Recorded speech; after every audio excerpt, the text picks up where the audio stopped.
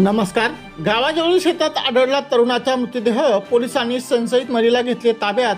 तरुणाच्या गावाजवळील शेतातील झाडाझुडपांमध्ये मृतदेह आढळून आल्याची धक्कादायक घटना काल दिनांक 17 रोजी सकाळी उघडकीस आली होती।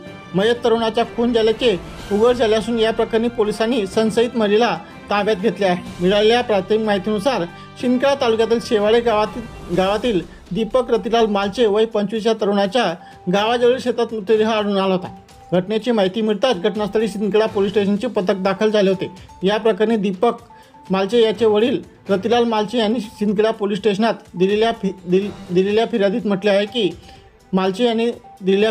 की दीपक मालचे हा विवाहित होता। त्याला ताडी पिण्याचे व्यसन लागले होते। दीपकचे गावातील एका महिलेसोबत 2 वर्षापासून प्रेमसंबंध होते। दिनांक 17 रोजी दीपक मालचे यांच्या गावाजवळील शेतात मृतदेह आढळून आल्यानंतर दीपकचे ज्या महिलेसोबत प्रेमसंबंध होते त्या महिलेजवळ चौकशी केली तेव्हा तिने सांगितले की दीपक मालचे नशेत होता। त्याने दिनांक 16 रोजी रात्री तिला गावाजवळील शेतात बोलवले। तेथे दोघांमध्ये वाद झाला आणि दोघांमध्ये हाताबुक्यांनी मारहाण झाली आणि वादातून महिलेने दीपक मालचे याला मारहाण करताना दीपक मालचे बेशुद्ध झाला। घाबरून महिला शेतातून पळून गेल्याची फिर्यादीत नमूद करण्यात आले आहे। या प्रकरणी शिंदखेडा पोलिसांनी तात्काळ संशयित महिलेला ताब्यात घेत गुन्हा दाखल करण्यात आला आहे।